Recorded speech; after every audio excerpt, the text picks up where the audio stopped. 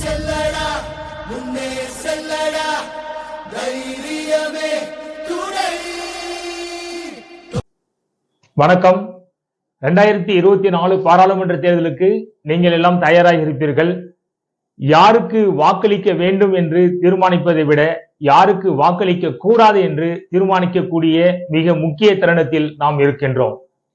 நம்முடைய பிரதமர் வலிமையான பிரதமராக, நல்ல பிரதமராக, சாதி மத பேதமற்ற பிரதமராக, அனைத்து மக்களும் நம்முடைய மக்களாக நேசிக்கக்கூடிய ஒரு பிரதமரை நாம் தேர்ந்தெடுக்க வேண்டிய கட்டாய கடமையில் இருக்கிறோம்.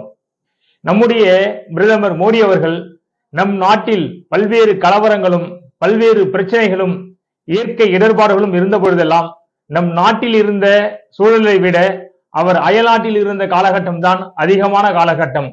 இப்படிப்பட்ட பிரதமர் நமக்கு வேண்டுமா, அல்லது நம் மக்களோடு மக்களாக பயணித்து நம் மக்களுடைய பிரச்சனைகளை தீர்க்கக்கூடிய பிரதமர் நமக்கு தேவையா என்பதை நீங்கள் சிந்திப்பீர்கள், தேர்ந்தெடுப்பீர்கள் என்று நம்புகிறோம்.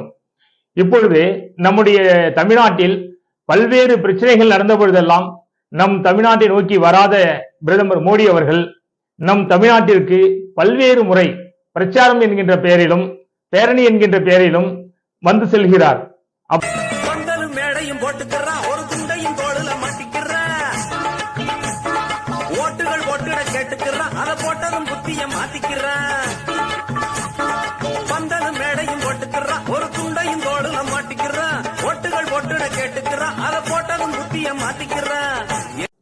வாக்கு சேகரிக்கும் பொழுது நம்முடைய பிரதமர் மோடி அவர்கள் ஏழை எளிய மக்களுக்கான பிரதமராக நான் இருப்பேன் என்று சொல்லுவார். ஆனால் வெற்றி பெற்ற பிறகு அம்பானி அதானி போன்ற மிகப்பெரிய தொழிலதிபர்களுக்கும் பொருளாதார பின்புலம் உள்ள பெரிய மனிதர்களுக்கான ஒரு பிரதமராகவே செயல்படுவார். என்னங்க, எங்க பிரதமர் கடைநிலை ஊழியர்களுடைய கால கழுவி பூஜை பண்ணவரு, அவரை போய் இப்படி பேசுறீங்களே அப்படின்னு சொல்ல தோணும். சமீபத்துல கூட எங்க பிரதமர் ஒரு தொலைக்காட்சியில பேட்டி கொடுக்கும் போது அப்படி வேட்டி சட்டையில வந்து பளிச்சுன்னு இருந்தாரு. அப்படி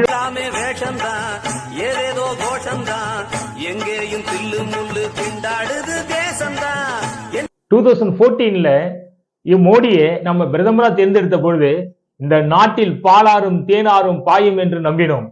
இந்த நாட்டின் வறுமை ஒழிந்துவிடும் என்று நம்பினோம். இந்த நாடு சுபிட்சமாக மாறிவிடும் என்று நம்பினோம். ஆனால் அதெல்லாம் நடந்ததா என்ன? அது எதுவும் நடக்கல. அதுக்கு எதிர்மாறாக ஏற்கனவே இருந்த இந்தியாவின் பொருளாதாரம் சீர்குலைந்து இந்தியா மிக அதல பாதாளத்தில் பின்தங்கி உள்ளது.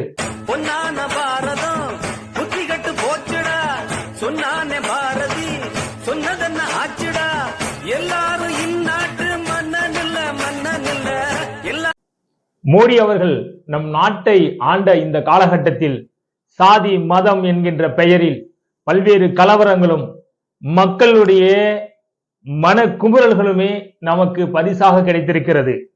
இப்படிப்பட்ட சூழலில் இவர் மீண்டும் பிரதமராக வர வேண்டுமா வேண்டாமா என்பதை நீங்களே தீர்மானியுங்கள்.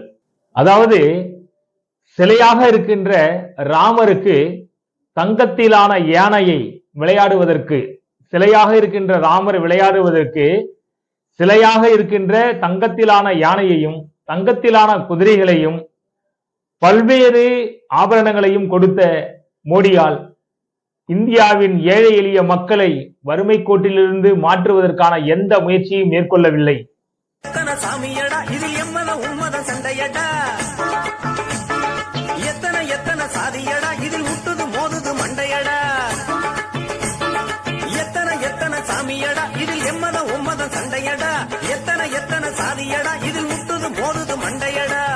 நம்முடைய நாட்டின் நிலை என்னவென்று உங்களுக்கு நன்றாக தெரியும்.